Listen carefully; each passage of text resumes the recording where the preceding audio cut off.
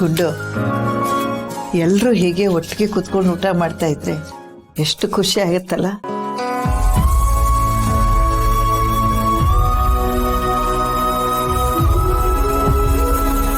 ಮೊದಲೆಲ್ಲ ಹೀಗೇನೆ ಕೂಡು ಕುಟುಂಬ, ಎಲ್ಲರೂ ಒಟ್ಟಿಗೆ ಇರ್ತಿದ್ವು, ಒಟ್ಟಿಗೆ ಕುತ್ಕೊಂಡು ಊಟ ಮಾಡ್ತಾ ಇದ್ವಿ.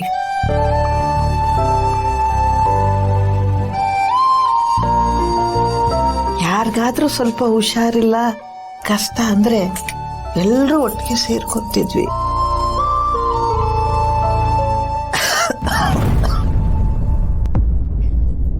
ಹೀಗೇನಪ್ಪ, ಅಪ್ಪ ಅಮ್ಮನೆ ಒಂದ್ ಕಡೆ, ಮಕ್ಕಳೇ ಒಂದ್ ಕಡೆ, ಇತ್ತೀಚೆಗಂತೂ ಗಂಡನೇ ಒಂದ್ ಕಡೆ, ಹೆಂಡತಿನೇ ಒಂದ್ ಕಡೆ.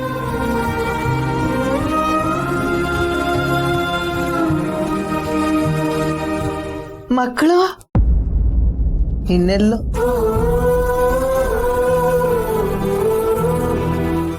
ಅನ್ನ ಕೇಳಿದ್ರೆ ಯಾವಾಗ್ಲೂ ಹೀಗೆ ಒಟ್ಟಿಗೆ ಇದ್ರೇನೆ ಚೆನ್ನಾಗಿರುತ್ತಲ್ವಾ.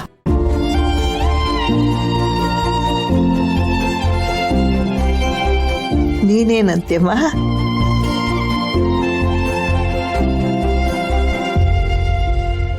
ಏ ಮರಿಗುಂಡು, ನೀನೇನು ಹೇಳ್ತೀಯಾ? ಕರೆಕ್ಟ್ ಆಗಿ ಹೇಳಿದ್ರಿ ಅಜ್ಜಿ. ಯಾವಾಗ್ಲೂ ಒಟ್ಟಿಗೆ ಹೀಗೆ ಇರ್ಬೇಕು.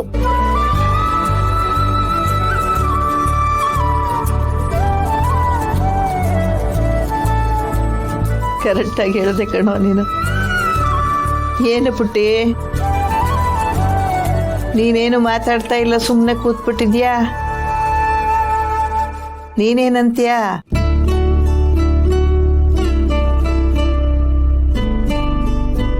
ಅವಳು ಮಾತಾಡೋದೇ ಕಡಿಮೆನಾ? ಹಾಗೆಲ್ಲ ಏನೂ ಇಲ್ಲ ಅಜ್ಜಿ. ಹೊಸ ಜಾಗ ಹೊಸ ಜನ ಅಲ್ವಾ, ಅಡ್ಜಸ್ಟ್ ಆಗೋಕೆ ಸ್ವಲ್ಪ ಟೈಮ್ ತಗೋತಾಳೆ ಅಷ್ಟೇ.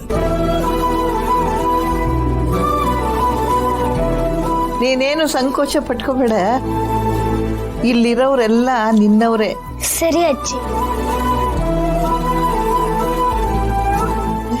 ಕೊನೆಗೂ ಬಾಯ್ಬಿಟ್ಲು.